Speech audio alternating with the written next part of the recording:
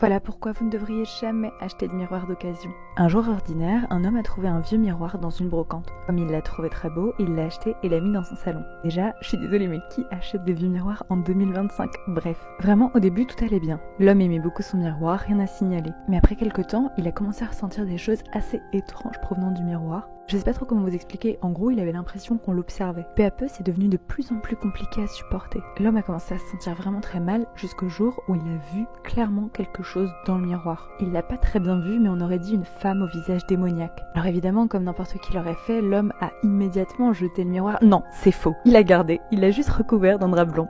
Sans commentaire. Sauf que le problème, c'est que malgré ce drap, les visions n'ont pas disparu. Alors certes, la femme démoniaque n'apparaissait plus dans le miroir vu qu'il l'avait caché, mais elle apparaissait dans n'importe quelle autre réflexion. Par exemple, une vitre de magasin, celle de son téléphone, etc. Et forcément, au bout d'un moment, cette situation, elle a commencé à rendre complètement fou notre homme. Ça se comprend d'autant plus que la vision de la femme a commencé à devenir de moins en moins floue. Alors se sentant piégé, l'homme a décidé un jour d'affronter cette femme. Il a alors enlevé le drap qu'il avait posé sur le miroir et lui a fait face. C'est à ce moment-là qu'il s'est rendu compte de la vraie raison pour laquelle il voyait cette femme partout. En réalité, c'est pas parce qu'elle se trouvait dans le miroir, mais c'est parce qu'elle était accrochée à sa tête à lui. Comme l'homme avait eu très peur la première fois qu'il avait vu la femme, il n'avait pas vraiment pris le temps de regarder dans le miroir, mais elle était bien là depuis le début. C'est pas le miroir qui était tenté, mais lui-même qui était maudit. Quand la créature s'est rendue compte que l'homme l'avait aperçue, elle est alors rentrée en lui, et l'homme s'est ainsi retrouvé avec cette entité, obligé de vivre avec elle jusqu'à la fin de ses jours.